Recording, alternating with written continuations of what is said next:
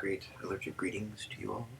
I'm very sniffly, and perfect time to celebrate this bad tree sex in my nose, and to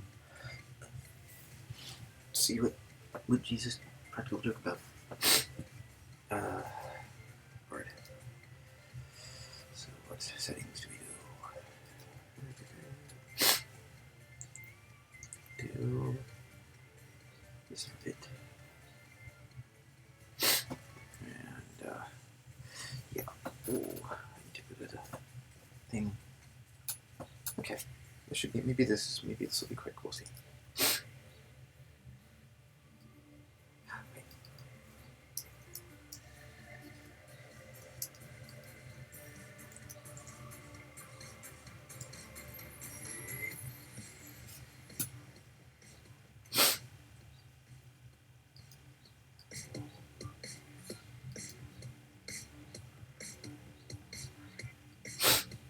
Top 15 practical jokes Jesus likes to play on his followers in the days leading up to Passover. 15. The one where the guy spits into the guy's face for no reason. I thought you were blind? Demons. Bad. Spit on mouth to restore your voice. Anything? Smoking cessation. 14. Jesus said unto them, You know, when I go, I'm going to be hung like this. Outstretched his arms to his followers, confusion, and one follower in the background exclaiming giggity. 13. Parable of the sower? I don't even know her. But seriously, we had sex. And he looks at another woman. 12. Are you sure there is an afterlife? Because if not, it would make a lot more sense to me to just stop breathing now and keep going. 11. He was asked why his disciples didn't fast and drink Holy Week. They'd already been fasting since noon yesterday. He told them to take care of themselves, but then grabbed their mats from under them so they all fell over. 10. After the Last Supper, Jesus tells Judas that someone has requested a word with him alone for a moment. Judas says fine and takes his place next to Jesus in the cross as everyone else gets up and leaves.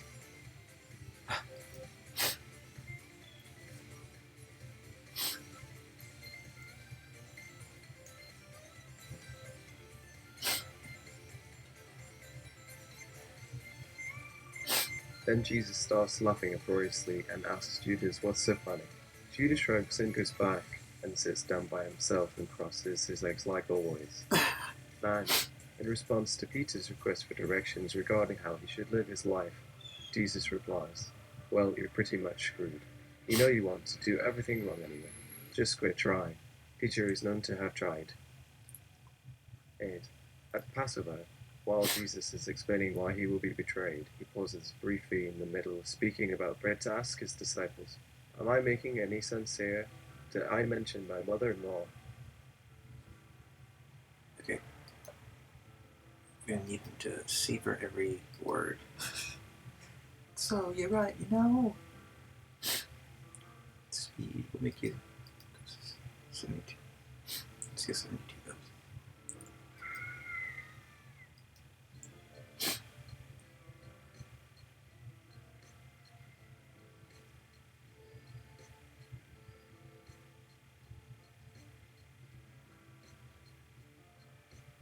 This is an old joke among his disciples.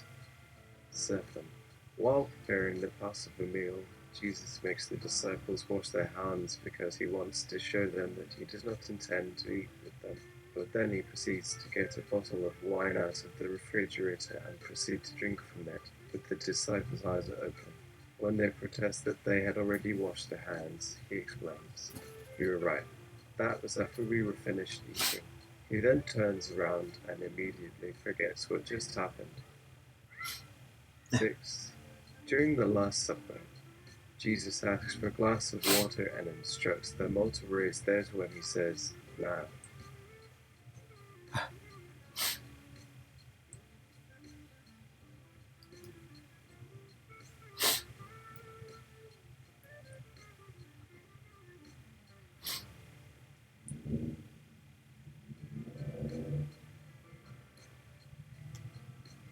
After everyone has raised their glasses, then he continues on. One person asks, What are you doing?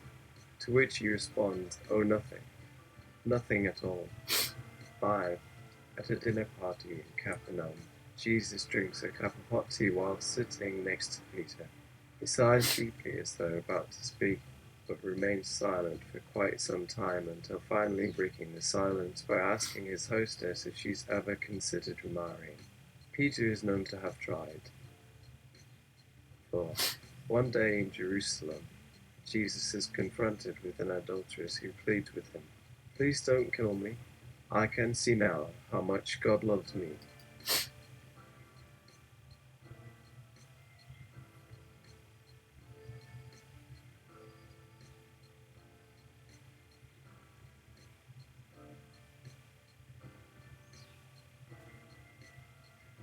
He then pauses for several seconds before replying, "Yes, it's true.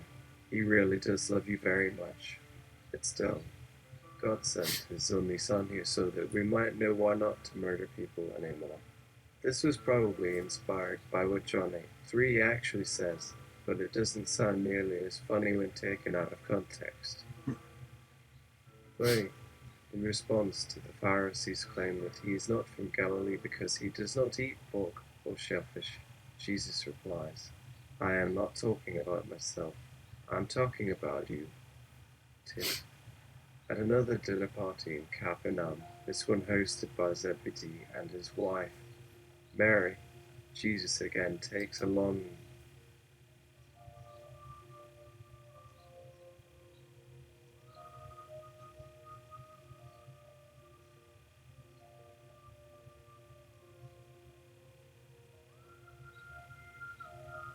pause after being asked a question, but eventually responds with the answer, "What did your father do for a living?"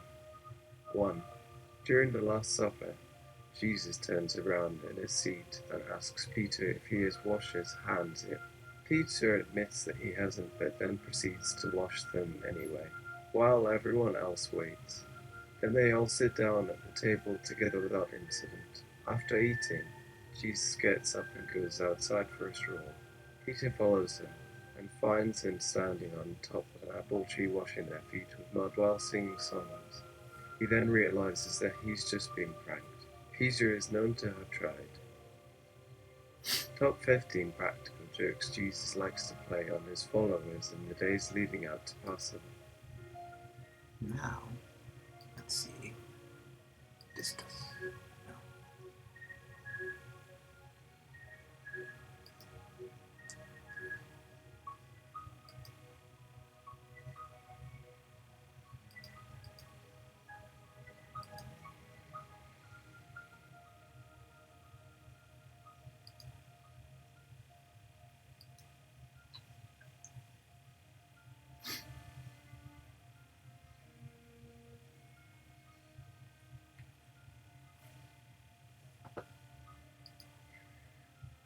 '15.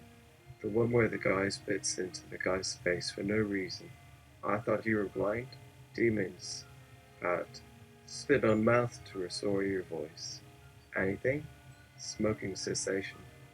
That last one is from John 8:3, and the Pharisees in particular really don't like it. So if Jesus is going to play it on them, they're going to really hate it. 14. Jesus said unto them, "You know, when I go, I'm going to be hung like this." Outstretches arms to his followers' confusion, and one follower in the background exclaiming giggity.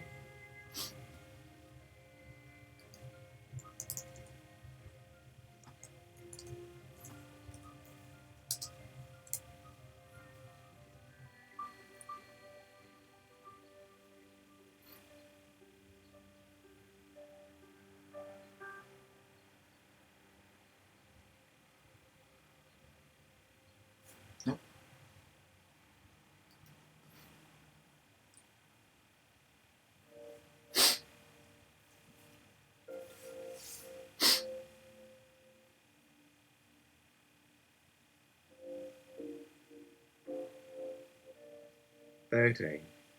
Parable of the sower? I don't even know her. But seriously, we had sex. And he looks at another woman. 12. Are you sure there's an afterlife? Because if not, it would make a lot more sense to me to just stop breathing now and keep going. 11.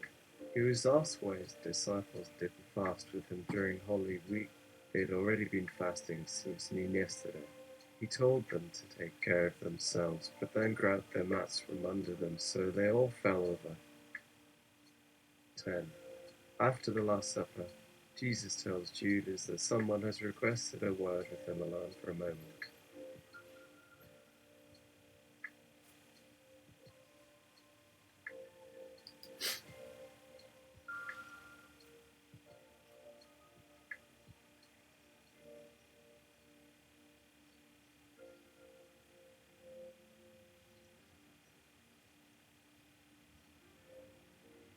Judas is fine and takes his place next to Jesus on the cross as everyone else gets up and leaves. Then Jesus starts laughing uproariously and asks Judas what's so funny. Judas shrugs and goes back and sits down by himself and crosses his legs like always. 9.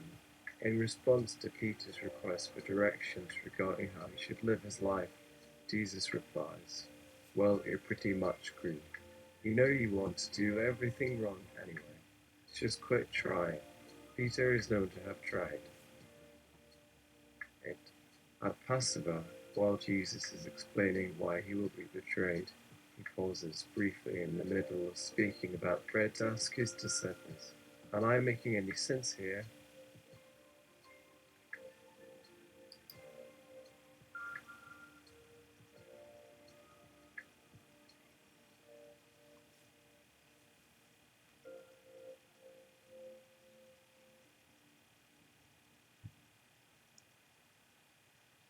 Did I mention my mother-in-law? This is an old joke among his disciples. 7. While preparing the Passover meal, Jesus makes the disciples wash their hands because he wants to show them that he does not intend to eat with them, but then he proceeds to get a bottle of wine out of the refrigerator and proceed to drink from it, with the disciples' eyes open. When they protest that they had already washed their hands, he explains, "You're right. That was after we were finished eating." He then turns around and immediately forgets what just happened. 6. During the Last Supper, Jesus asks for a glass of water and instructs them all to raise theirs when he says, "Now."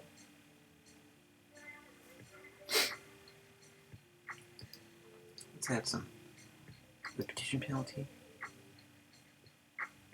And a little more repetition penalty.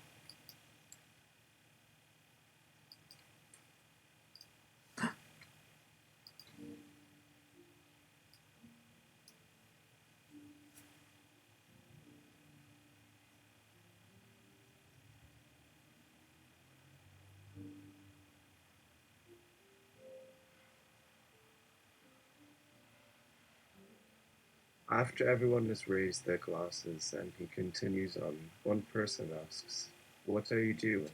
To which he responds, "Oh, nothing. Nothing at all." 5. At a dinner party in Capernaum, Jesus drinks a cup of hot tea while sitting next to Peter. He sighs deeply as though about to speak, but remains silent for quite some time until finally breaking the silence by asking his hostess if she's ever considered marrying. Peter is known to have tried. 4. One day in Jerusalem, Jesus is confronted with an adulteress who pleads with him, "Please don't kill me. I can see now how much God loves me."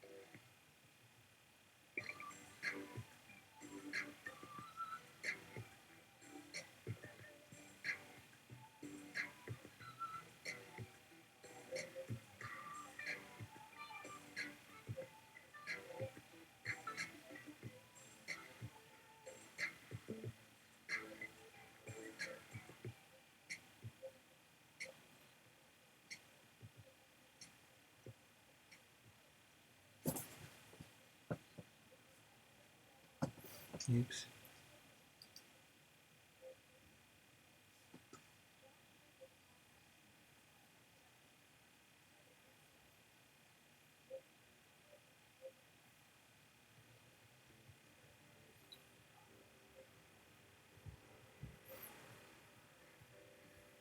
He then pauses for several seconds before replying, "Yes, it's true.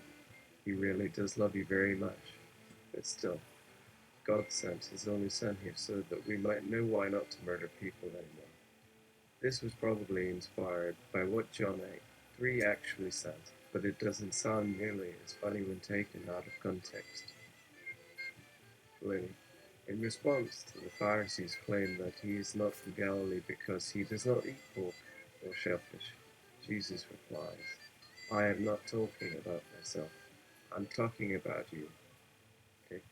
At another dinner party in Capernaum, this one hosted by Zebedee and his wife, Mary, Jesus again takes a long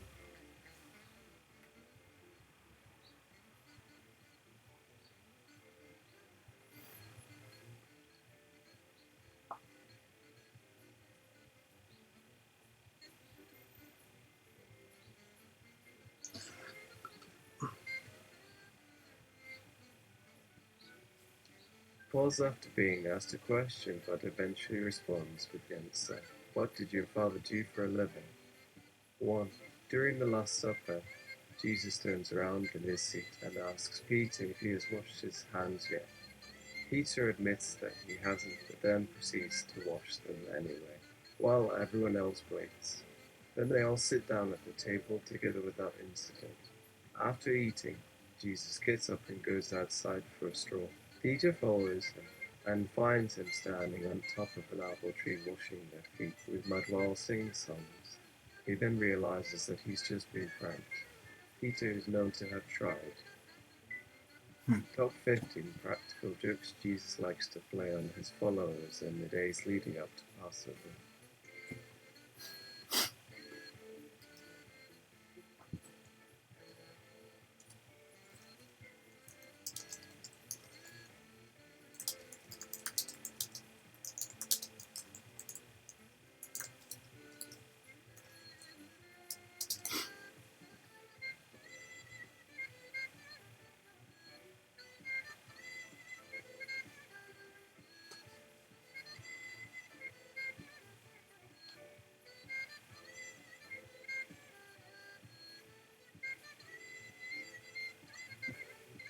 Loading.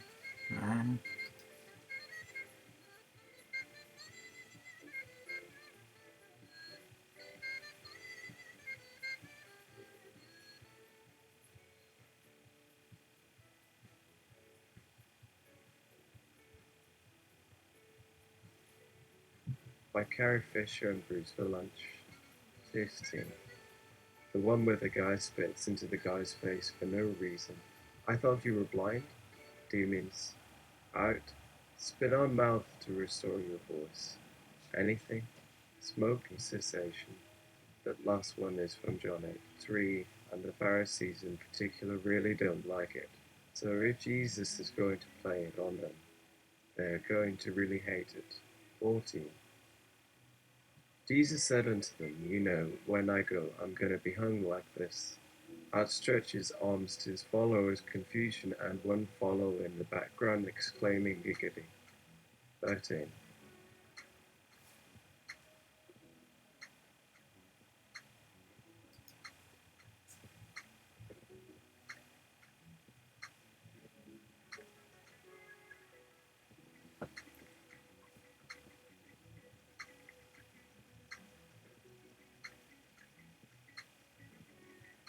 Parable of the sower. I don't even know her, but seriously, we had sex. Then he looks at another woman. 12. Are you sure there is an afterlife? Because if not, it would make a lot more sense to me to just stop breathing now and keep going. 11. He was asked why his disciples didn't fast with him during Holy Week. They'd already been fasting since noon yesterday. He told them to take care of themselves, but then grabbed the mats from under them so they all fell over. 10. After the Last Supper, Jesus tells Judas that someone has requested a word with him alone for a moment.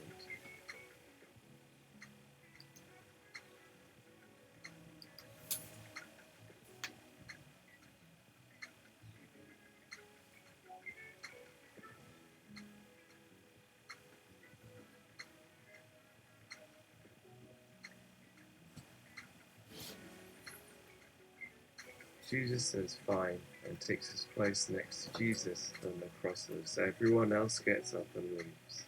Then Jesus starts laughing uproariously and asks Judas what's so funny. Judas shrugs and goes back and sits down by himself and crosses his legs like always. 9. In response to Peter's request for directions regarding how he should live his life, Jesus replies, "Well, you're pretty much screwed. You know you want to do everything wrong anyway. Just quit trying." Peter is known to have tried. And at Passover, while Jesus is explaining why he will be betrayed, he pauses briefly in the middle of speaking about bread to ask his disciples, "Am I making any sense here?"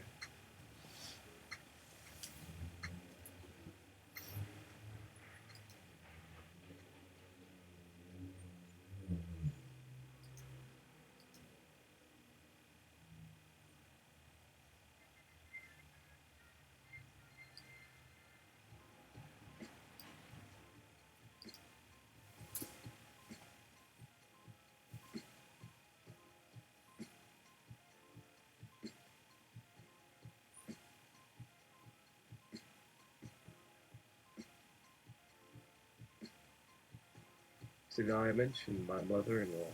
This is an old joke among his disciples, etc. In preparation for the meal, while Jesus is cooking, his disciple Judas Iscariot, knowing the messianic seeker, attempts to steal the one thing Jesus values above anything else. His hand reaches into the pan with the burning coals on top and pulls out one piece of unleavened dough before being burned himself. 8. While preparing the Passover meal, while Jesus is explaining why he will be betrayed, he pauses briefly in the middle of speaking about bread to ask his disciples, "Am I making any sense here? Did I mention my mother-in-law?"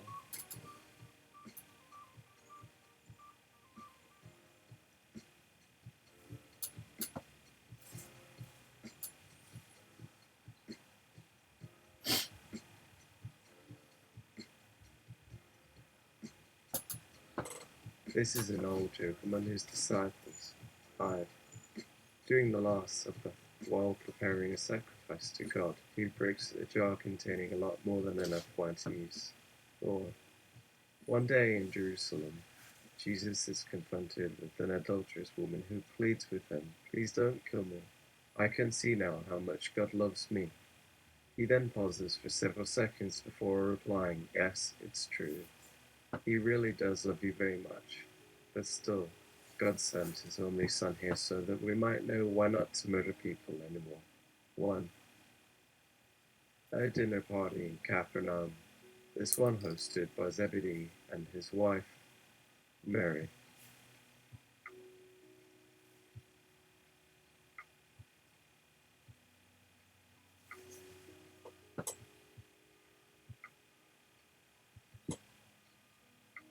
Jesus again takes a long pause after being asked a question, but then responds, "What did your father do for a living?" There's something every young girl dreams of, and it's a little bit scary and kind of embarrassing to think of, but I'll try to say it as lightly and quickly as possible. A boy.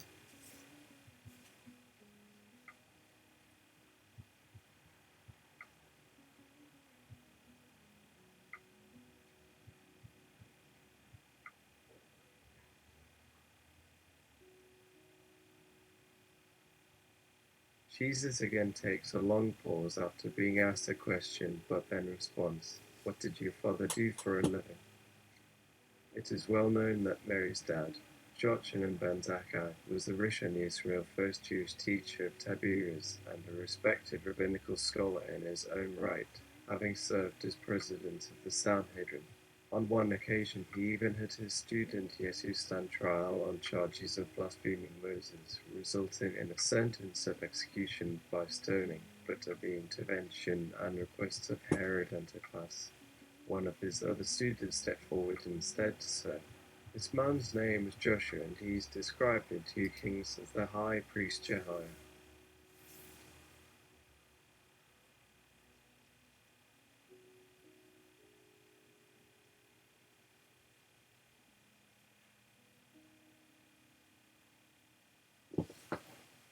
I, who helped build the walls of the temple of the Lord when it lay in ruins, and later re-established its sacred rites, the same place enrolled his namesake, our Saviour, as soon many centuries later.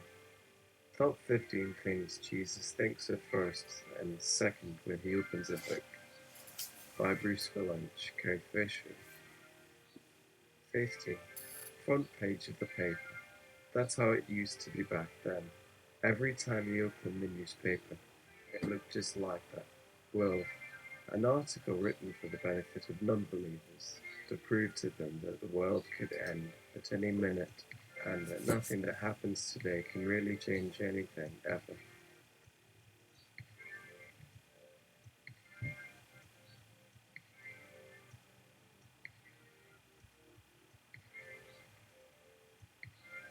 Then, a list of reasons to believe. 9. Jesus uses his foot to open the door. Sorry. Sometimes the Lord just needs to get something done. 8. A note from his agent. 7.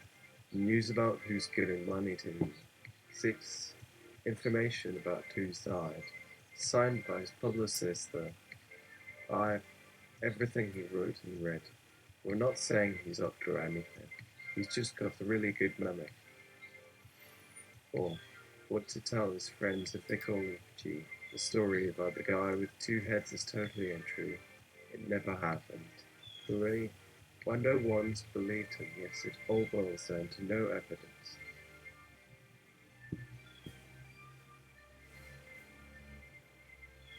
Okay. How to handle his fan mail. 1. Miscellaneous thoughts. He'll see me home. I must not put too much pressure on myself to achieve what others think of as impossible.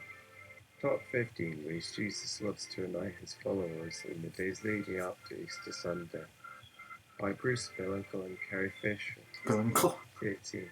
For 3 straight weeks prior to the holiday, he sends people into town asking for volunteers so he can take a look around the city/town and help them out however possible.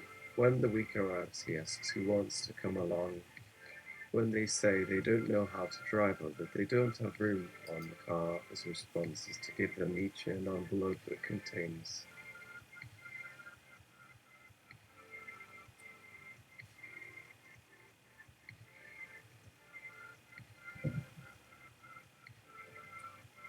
$20 and then proceed to hop in their cars and wave them off without a further word. 14. He's so focused on keeping track of those last 5 pieces of fruit that he ends up dropping them and causing quite a bit of trouble. 13. When his disciples go into the villages to preach, he drops them all off in Samaria. A couple of the women try to explain that he's just a normal guy, but one of the guys over there starts screaming that he's the Son of God. He's so focused on maintaining his celibacy, that is to say, avoiding sex, until the end of days that one night he sees a group of children playing near where he's staying.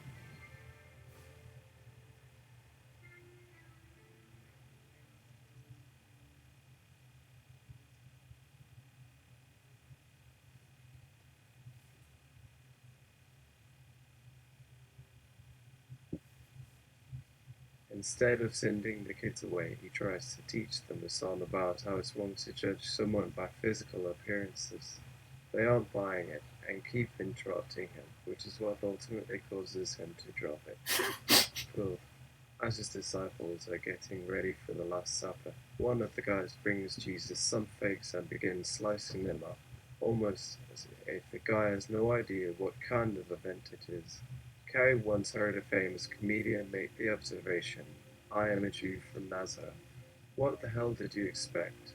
11. One day in Jerusalem, Jesus is approached by a man whose eye was gouged out by another one of his followers over what most likely wasn't worth fighting for.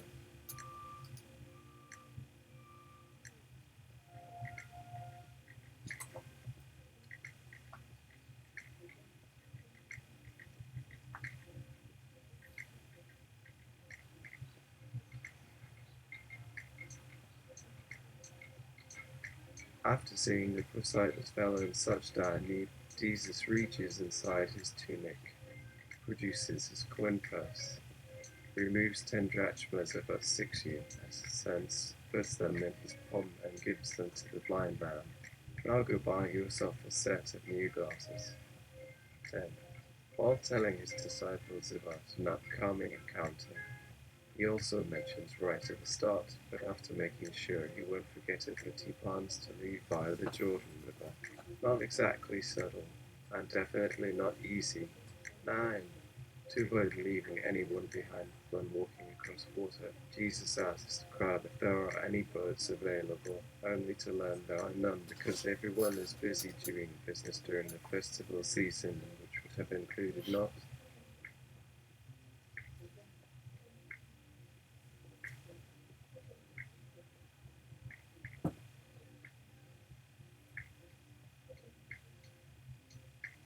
Only Passover, but also Sukkot.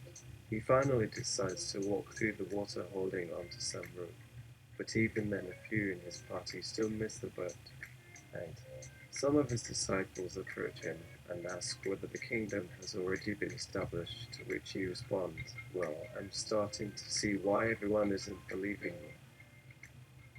7. During a trip down the road to Jericho, and while riding alongside a large herd, a demon comes up to him, claims he's Jesus' brother, and attacks. However, when asked by Christ to show himself, he instead reveals his true self, Satan. Our source notes that doesn't actually work, and nobody else has seen him either, but they all know who he is.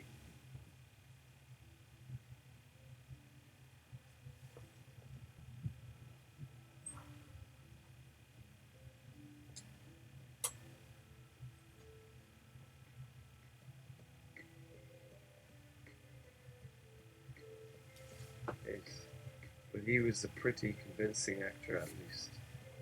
This, stuffing himself into the entranceway of a house, Jesus runs into a woman trying to escape with her 2-year-old kid, in turn not entirely unusual at the time to find people running away with young ones in tow.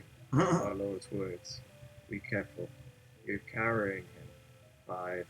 Although he's frequently mistaken for John the Baptist by various groups, he goes ahead and tells one bunch of villagers in the region that he is, in fact, Jesus of Galilee, only to be corrected by a similar gathering moments later stating they were looking for the baptizer.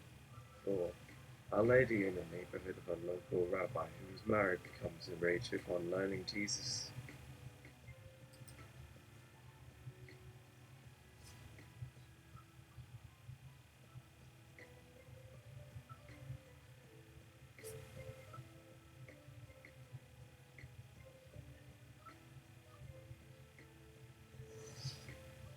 might be taking his daughter as his wife, so she shows up in his living room to scream in his face for half an hour. The whole thing devolves into name calling before he calls her love. After all, it's not really that big of a deal if he takes a different wife than the rabbis, right? He then goes on to call the entire exchange a stupid argument that ended in a draw, so it wouldn't have hurt for the woman to stay and continue with it, since that might have saved us all from years of arguing over religion and politics. But alas, this little nugget came too late. Wait, he's speaking directly to several people and using complex arguments while he's driving to town or whatever.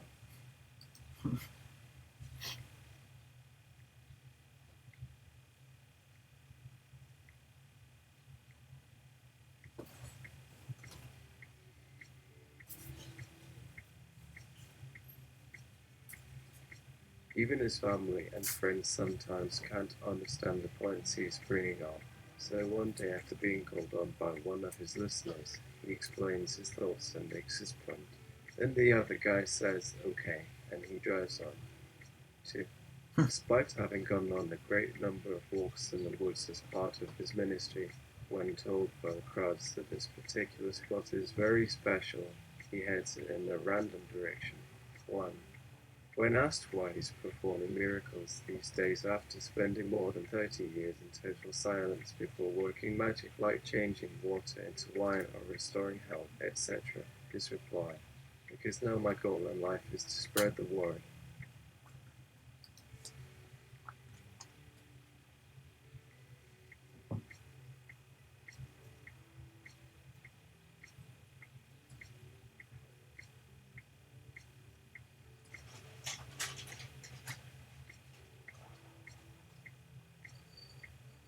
And we thought, well done.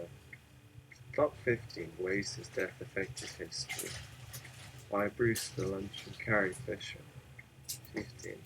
In addition to sparking a worldwide religious movement, his sacrifice brought down the curtain on ancient Israel. Soon thereafter, Roman forces took over and began conquering other lands with the same impunity they had displayed with Palestine. 14. We're not really clear on what happened to Rome itself immediately afterward. It could mean it went back to its former glory, or maybe they gave up the ghost and died of old age, except to mention that from that point forward, the concept of an Eastern Empire started expanding even if it didn't seem to last much longer than the West's.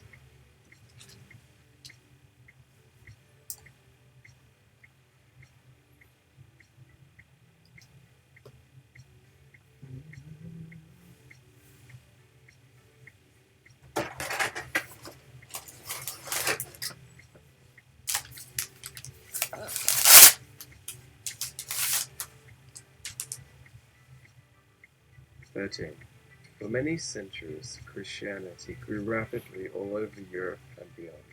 12. That period saw a return to strict moral standards based largely on Christian principles for better or worse.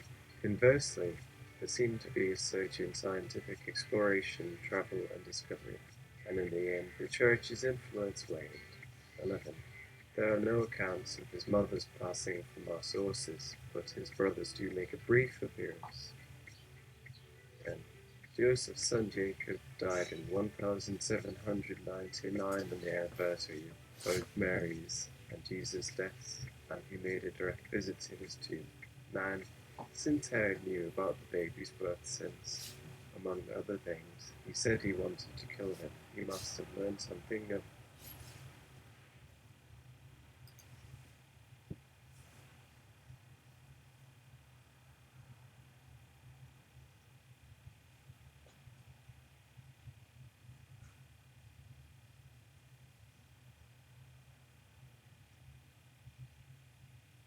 his fate, though he'd have been horrified to think he would meet his maker within a generation or two of the child.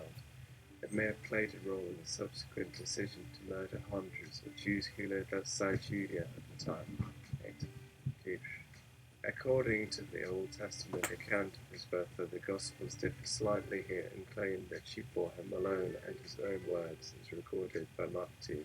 25-28, he mentioned that when he was born, Zechariah, the husband of Elizabeth, who became known for uttering the famous prophetic statement, lest his Isabella broke out in front of his friends and public worship and declared, "Praise be to God."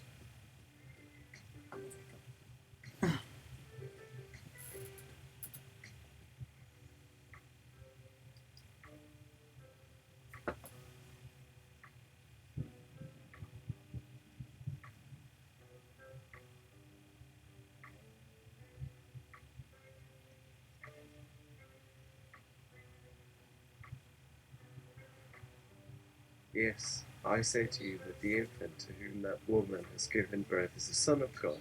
This will lead one to believe that the people of Jerusalem likely found the news of Jesus to their liking much less a messianic king. 7. 2,000 years ago, on that exact date, Titus attacked the Jewish community in Masada, slaughtered all but 200 residents, burned what was left, collapsed the site so there would never again be another settlement, and put an end to the Sanhedrin. it's at around the time of Christ's crucifixion, Poland Christians moved into parts of Africa and Asia Minor, that is to say, modern Turkey, and started establishing communities there, resulting in today's vast Christian population in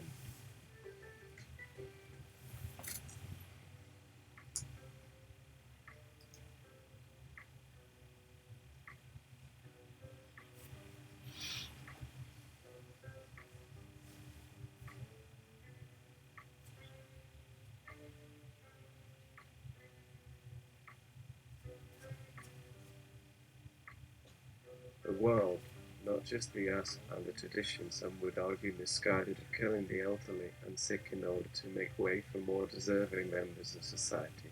For some, the act of sending food aid in lieu of medical treatment is the first step toward regaining your faith, which is why you'll hear people speak of a miracle cure. Not sure how true it really is, but it does make for good conversation, and possibly a small donation, as it often is used to bring about positive media coverage of the event in question. More recently, however, the Catholic Church has become more progressive with its view on feeding those who don't have access to nutritious food, sort of like giving someone with AIDS a pill and letting them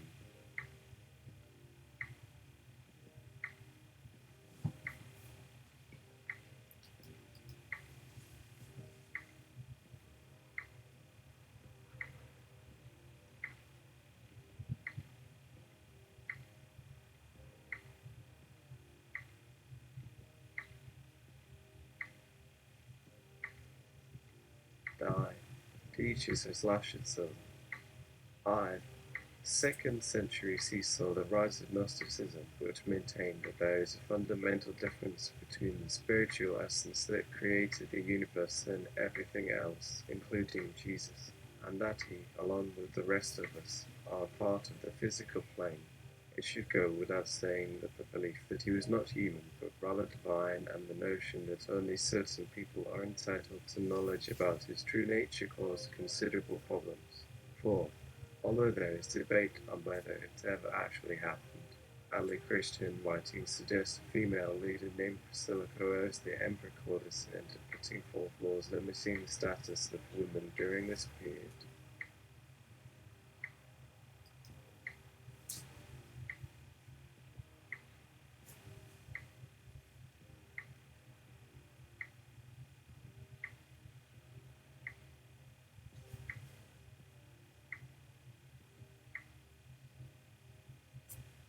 While such measures were hardly new in a patriarchal society just as Eve, they did at least slow down further persecution for women in general, although they obviously didn't stop it. Already, several prominent historians have linked the beginning of Islam to growing opposition to Christianity, suggesting that Muslims' conversion was spurred on by hatred of Western beliefs. We're guessing this might have involved the aforementioned violence against the aged, infirm, pregnant, and disabled, but perhaps the situation was even simpler, a power struggle in an area where both sides had long-standing ties. In any case, it's safe to say that before the 6th century there wasn't a whole lot to choose between either religion and whatever version was available at the time, since most followers hadn't yet written.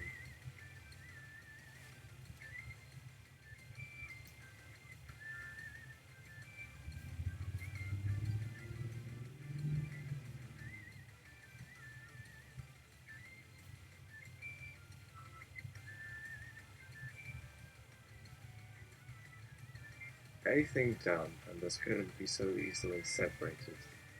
2. The legend of Saint Christopher seems to be tied to stories of the Redeemer's childhood when he visited a nearby grotto on his journey home to Nazareth, known as the Stations of the Cross, or Via Dolorosa. 1. Those looking for evidence to prove he's truly dead will be hard-pressed to find much, as he simply walked off to be with his Father. Something the original Gospel of Mark states that Jesus also did. As for his final resting place, there are two versions offered in the New Testament: Mark 12, 10-11, and Luke 20, 42, and 3 in John.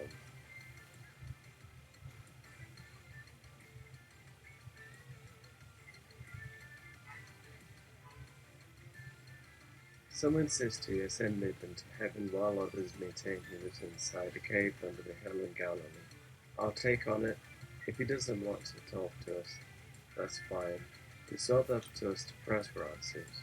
Just try and remember his life story, the impact he made on the world, and if he's looking down upon us, we hope it's for his sake as opposed to ours. Or not. You tell us. Heavenly Father, bless me with love.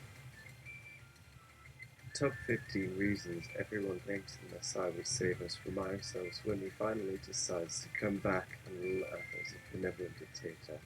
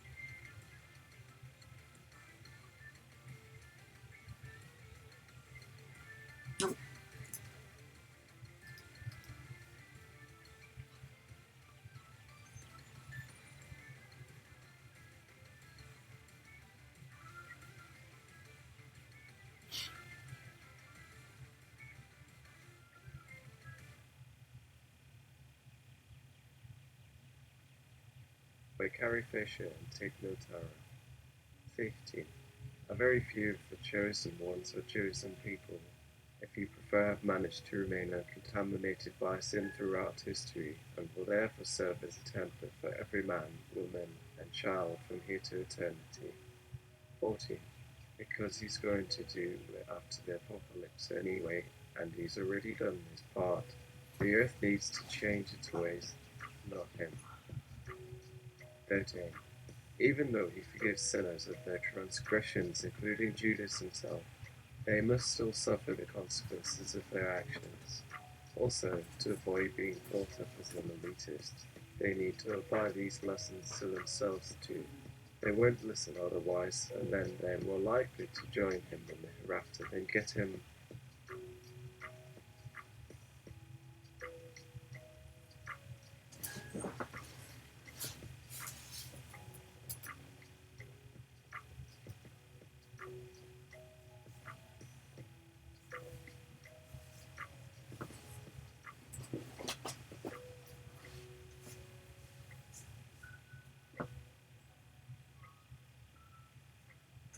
To accept their apology. 12. No matter what anyone tells her, she's convinced he's coming back, because she feels it in her bones and in her heart. That, and she can see him through the glass whenever she's getting ready to jump out the window. Also, she's willing to bet she's never been to prison. 11. When that day comes, she's determined to sit it right back down and rejoin him. She's thinking that the last time she was around him, all of the best parts of him, which means all the sex occurred on the cross, and it's kind of upsetting to realize she missed those opportunities.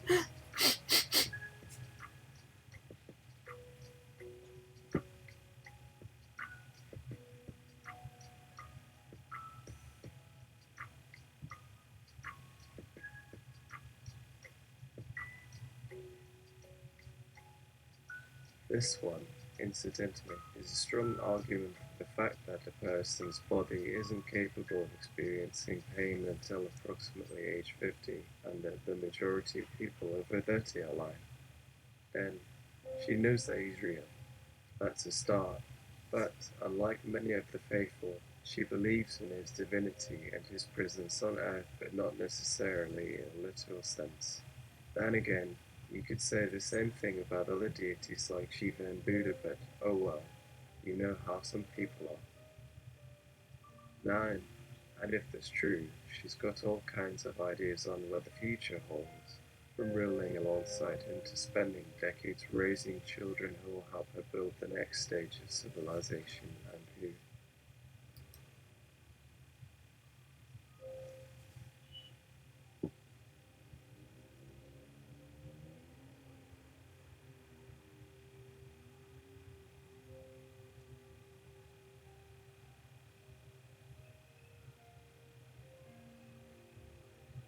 or follow in her footsteps to becoming the mother superior of some monastic community. As always, she says she'd probably stay single. There's nothing better than watching your kids grow into leaders who create something new. Makes things feel complete when you've done the same. It brings joy to old eyes and gives meaning to old bones. Plus, she wouldn't want them turning into self-serving assholes who think the rules don't apply to them. Just ask herself. And she understands why some people might believe that he's gone away forever, especially when there seem to be so few left who practice his faith, so she doesn't blame them. But neither does she understand it, but as far as she can figure, when he gets tired of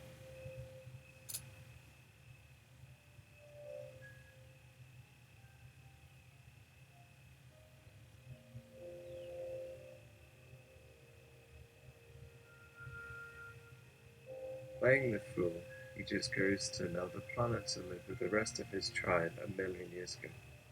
7. Now about the celestial bodies.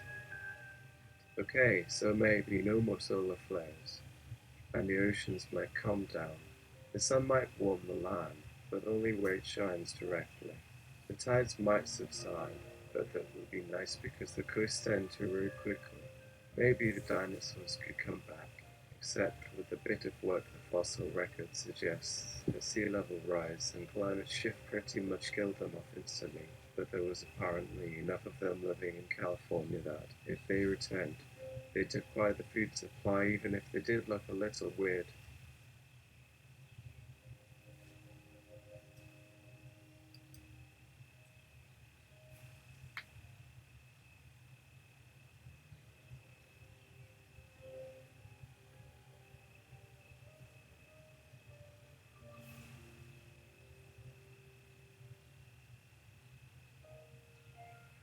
And the sky will open, the stars fall, the mountains disappear, and the seas boil, which sounds awesome to the former lover of fire, and the idea that she wants to go there with God.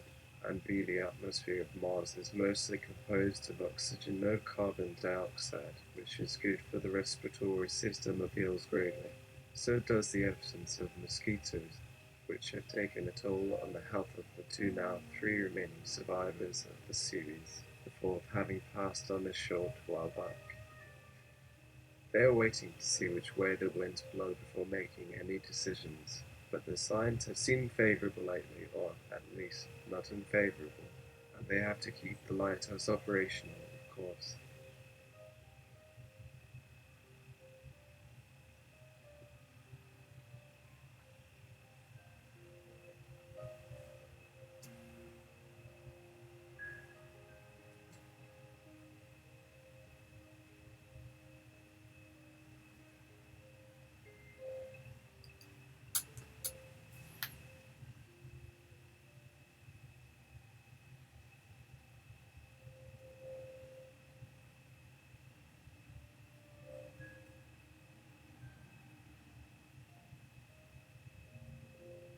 Although if it ever really happens, that might put a serious crimp in the space program. All kidding aside, it might sound great now that everything else has turned into such a mess, but personally, we're a little worried that he might miss it. And if the return trip to 4 hours plus the walk, the bus ride and the swimmer, and the line for the ticket machine instead of 7 minutes, the conversation that follows might turn less friendly and more interesting. 7. Like say, we've met, or perhaps a kiss on the lips.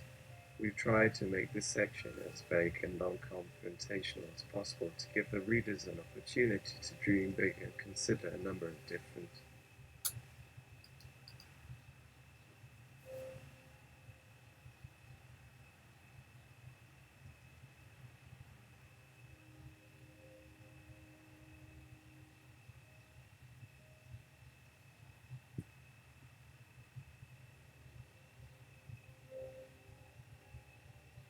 scenarios for the events that followed, even if the facts suggest that most of them won't play out the way they expect.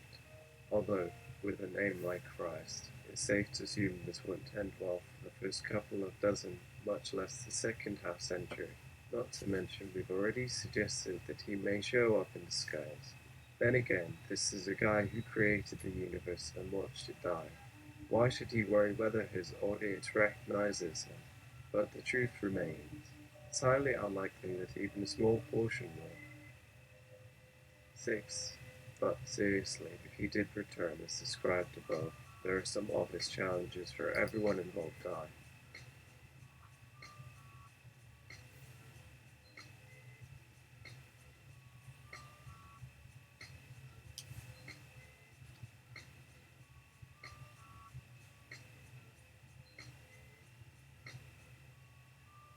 E. For humans and not companion animals, not to mention the likelihood of violent reactions from both religious factions, if not the entire world. 5. Still, we're sure it would be worth it, although it's hard to imagine anything more dangerous than trying to lead people without causing mass suicide, unless the choice came down to be forced to kill someone with their own hands and their child, or watch your neighbor murder you in front of family, friends, and strangers, or get eaten alive by the zombies as mentioned earlier. Weirdly, undead actually tastes better, for lack of a more sophisticated word, when cooked at school barbecue in there. This particular issue seems to cause some confusion, because to the untrained mind it looks more like blood sauce and sometimes it tastes more like urine. Who knew? And when they find out you were infected with the disease, what's it matter if it's an act of God we mean, Jesus? No one can escape his power for long, not if he's taking his time and allowing it to run its natural course, the symptoms to progress slowly. Let's face it, even if he didn't appear in all his glory and physical splendor, as soon as people began feeling the effects on their skin, organs, and central nervous systems, they'd either collapse right then and there after looting the house first, then burning it, leaving it in ruins, then killing their neighbors, then their families, and then, finally, their pets to stop the spread of whatever's going around, an infection of sorts, though to be fair, it's difficult to compare to other diseases because, unlike AIDS, it isn't transmitted sexually. Instead, it appears to occur during the moments between life and death, and only in certain circumstances, though what they are we haven't yet determined. That said, it's reasonable to think that it requires a specific combination of factors in order to take hold, but what those are, well, that's another story. That, and it's currently confined to a very select population, mainly among the poor as usual. The rich have the best medicine, which, depending on who you ask, includes being able to pay to buy your way out of trouble because the medication can cost millions of dollars per treatment. That's how bad it's getting. It's too late to do anything about that. You can see the pattern forming. 4. Of course, she's still not sold that she and he belong together. And why shouldn't they? If the goal of the Church of any faith, in theory, is together converts, save souls, and expand the kingdom, everyone thinks it's about money. But that doesn't seem to be true because what happened after the rapture was pretty clear. See below. Also see the account of her father and her uncle. They left when the apocalypse hit, so they wouldn't be trapped in New York City with all the violence and the fighting. While she wishes that she'd had a chance to say goodbye, she's not sad about the loss. In fact, the only thing she regrets is not finding a place on that helicopter, since she was wearing a nice dress, high heels, and the perfect shoes. Yes, that's a direct quote, and she never wanted to spend eternity in them. The strappy sandals with little flowers on the top, for that matter. That doesn't mean she wasn't afraid, because if she could read minds at the time of impact, and a lot of people reported that it felt as though the plane literally crashed into them, she must have been terrified.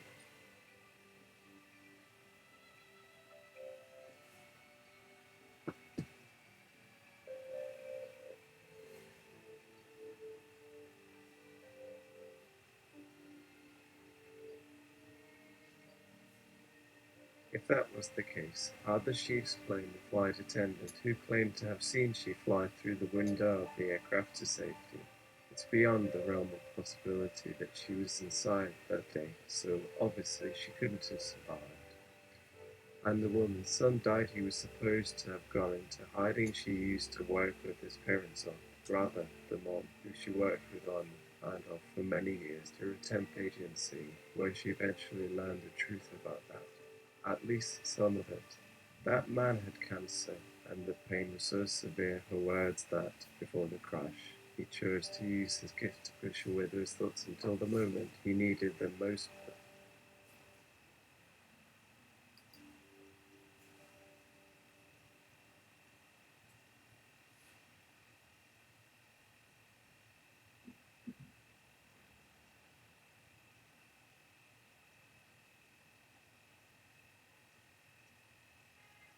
Before she could share the information with the rest of the passengers and hope they tried to survive on their own, and the whole situation might have ended differently even if they made it, and the others believed that she caused the crash if they'd gotten the message. When she found the mother, the news seemed to give her peace of mind, so much so that she appeared to pass over. What a horrible way to die, even if it means that she got another shot at her soulmate. Yeah, that sounds nice. Even if the last one only lasted a few hours, not to mention he thought the plan failed, and although she agreed, she refused to help with the attempt, not wanting to put them in danger.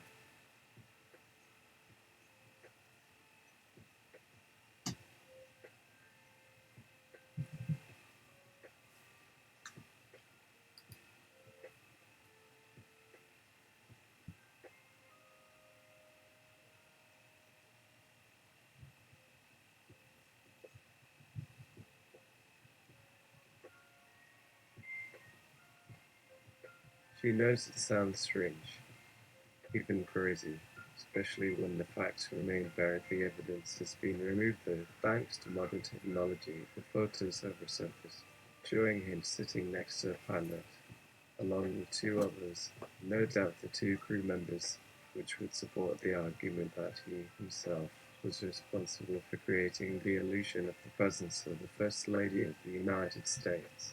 While it's likely there will come a point in the future when an effort is made to hide or destroy these images, for now they have reverted to private ownership. The same goes for videos of a tall blonde female ghost walking up the steps outside the U.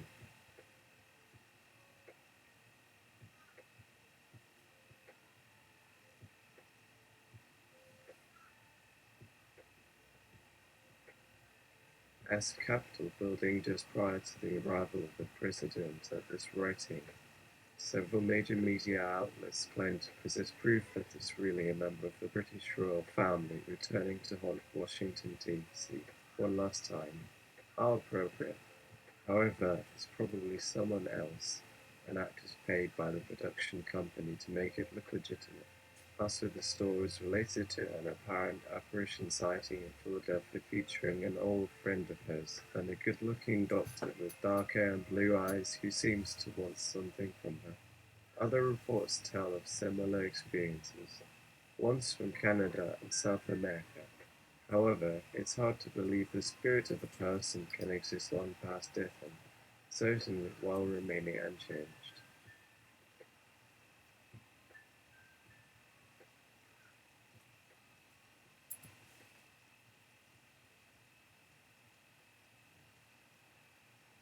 But it's not like anyone ever met an alien.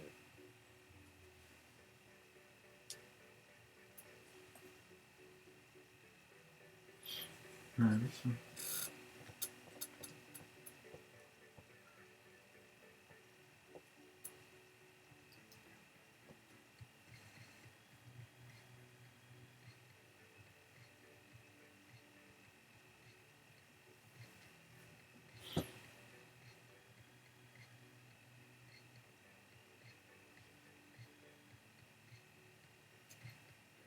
Fornication is not an expression you hear every day, and, to be fair, he didn't say the actual word nor should he have, and his meaning is lost on me for sure, but when he gave his permission, the knowledge of what he meant came later as if he knew he did wrong, and he immediately decided he would accept the consequences again. The lack of his word and the existence of the word in his absence, let's face it. The only time we know he's talking to us as part is in the privacy of our heads, which makes sense if he can't actually speak. Then again, he could be sending messages to those he loves, but we have no way of knowing for.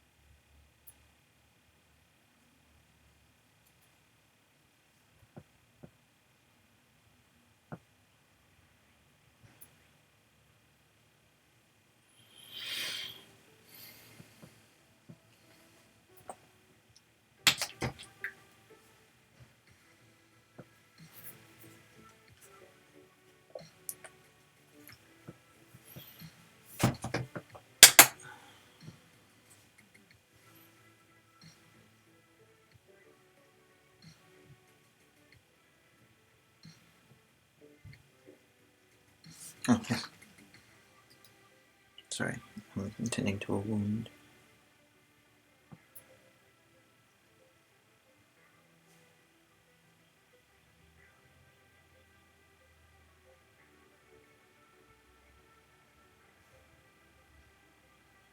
Certain if it's possible, and if he's capable of doing so and he's trying to send a signal, forget it. Since it's so likely he's reading my head, he's making some kind of statement to the world. Whether that happens or not remains uncertain. All that can be said for sure is that he's somewhere, and he wants his believers to remember who they are. There was more on top of the list, but we ran out of space. See? To say nothing of your life-wise, your purpose, and what you have left to do, both individually and as a species. And what exactly have we accomplished? We started small and have grown by leaps and bounds as one of the oldest religions in the region.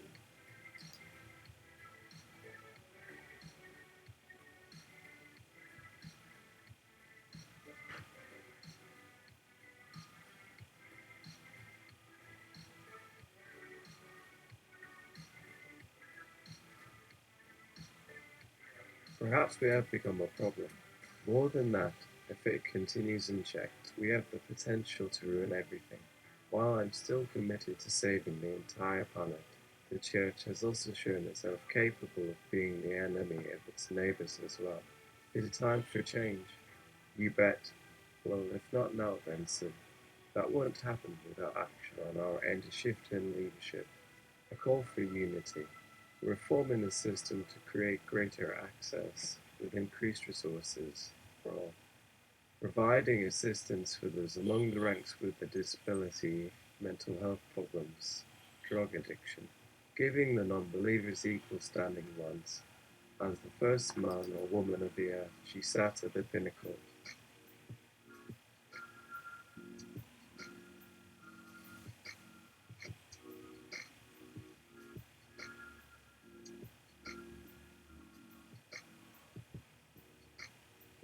Her power, although it was false perception, even as she led us to build a better nation, she never enjoyed the wealth that she had. The government would have done a much better job.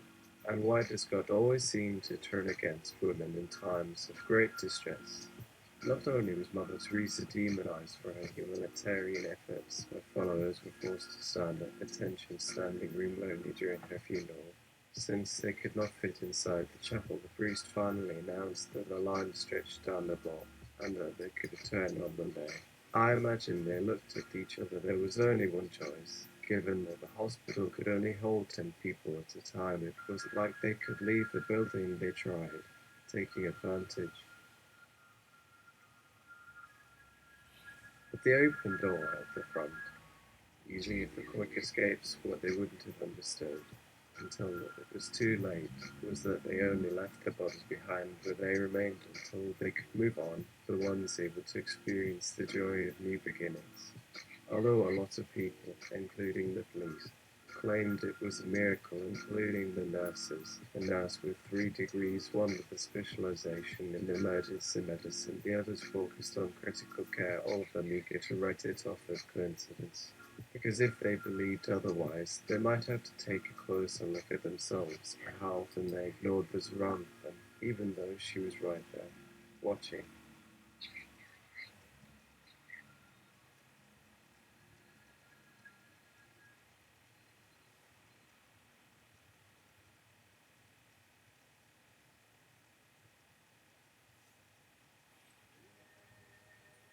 Now, after hundreds of years together, we understand just where they belong, just which side of history. But wait, where did this come from? The woman sitting across from me used to think the same thing about Jesus, that his faith alone made him different, special, even extraordinary. Who knows? Maybe he felt the same way because of her actions. However long ago, half a millennia, longer, something along these lines. Before anyone gets ahead of herself, please keep in mind heretofore referred to as was only an idea and should not be considered true yet, despite what someone thinks they saw through their window while passing under. Create lives inside me, and I feel quite comfortable saying this will remain the case unless proven wrong, which isn't.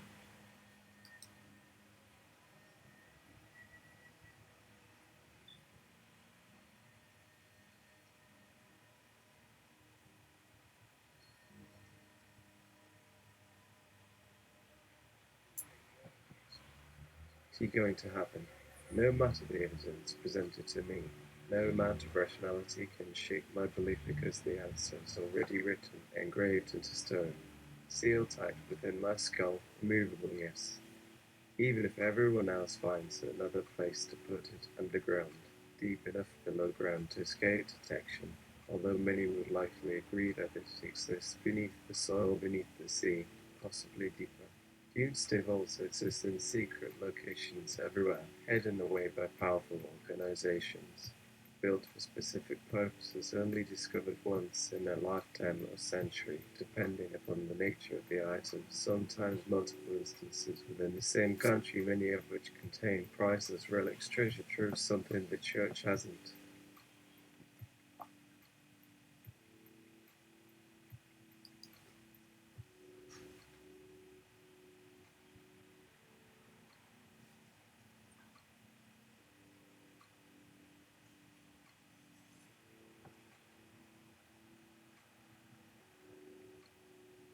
Fully embrace, fearing such an acquisition would damage public trust. Let's be honest, most people would believe what the religious community claims, and they certainly aren't lacking in supporters. So far, none of the leaders of major faiths, those outside of the Christian sphere of influence, have stepped forward. Why would any leader want to share credit with God? We know He created the universe, and the fact He spoke to Mary, and that by the rest of humankind cannot be denied. She's a hero. Everybody needs somebody to thank for their successes, but regardless of what the historical records may tell you, it is simply impossible that she experienced anything of the sort. Let me repeat myself. What did really happen?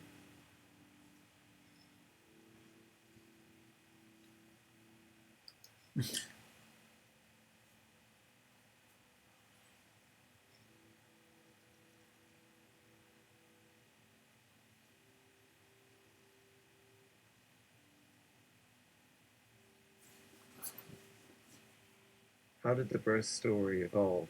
In my opinion, with little doubt, and not to suggest that you must see things the same way, but I wonder if it would not have been easier, more accurate, easier, less difficult, less confusing, if the version I had of events included two key points. I'm not sure whether or not you have ever read the book, but if you haven't, the first half tells a wonderful, I mean that in a literal sense, tale of love between a man and a woman. Before the world began, after all, we would not be here without them. We need to give thanks and pay respects. Our greatest source of happiness comes from knowing the answers to questions we did not ask when we needed them. This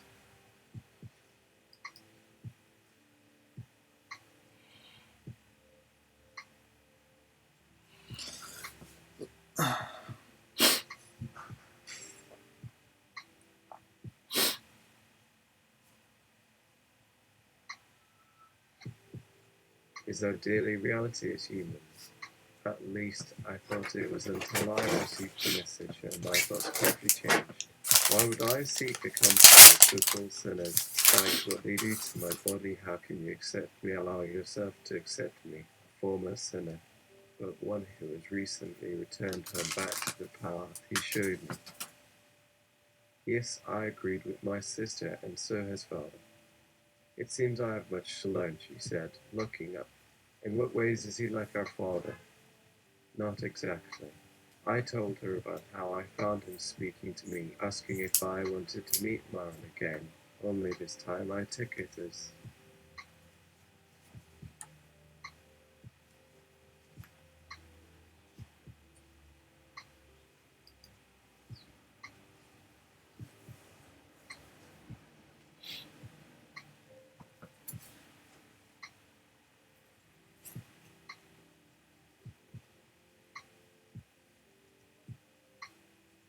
more than just conversation. For reasons unknown, he appeared to show genuine concern, and, much to my surprise, it had worked. What was worse was that it almost didn't. Maybe the reason for my failure had to do with a decision I had made over 100 years prior. I realized that, even back then, it would have taken only a moment to change everything, with nothing lost. Just the chance to start everything fresh, as it were.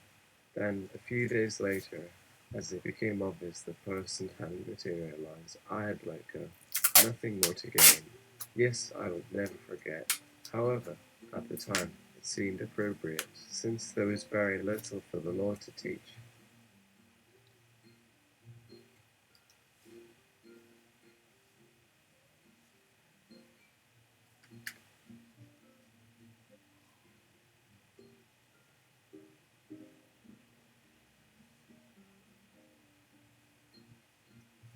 As a result, all the wisdom came from some place other than their Son, as well as the Holy Scriptures, except that the revelation commanded. Even though I was alone, I couldn't help thinking we'd been given a warning. When you're living on borrowed money, you'll eventually spend every last cent and everything, including your character. Begging and despite the pain it caused, the truth was revealed early on through a combination of trial and observation error, and regret, especially since the circumstances of that particular period would haunt me perhaps forever.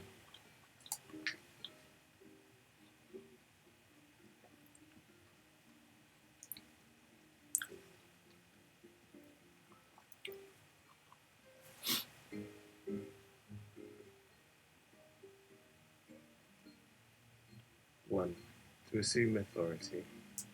2. An archaic form of address, typically used by a member of the clergy as a title of respect, such as referring to Mother Teresa.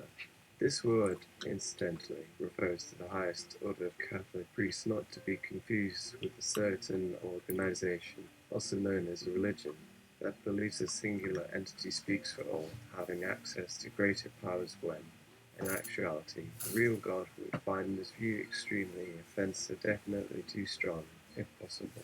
Given their lack of understanding, it might behoove them to avoid making judgments. Any good leader does this all day, it goes without saying. After all, what could have prevented them from assuming their position in the eyes of those other gods?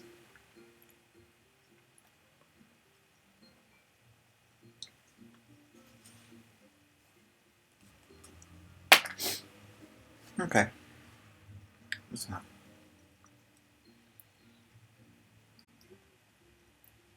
That was Sunday enough.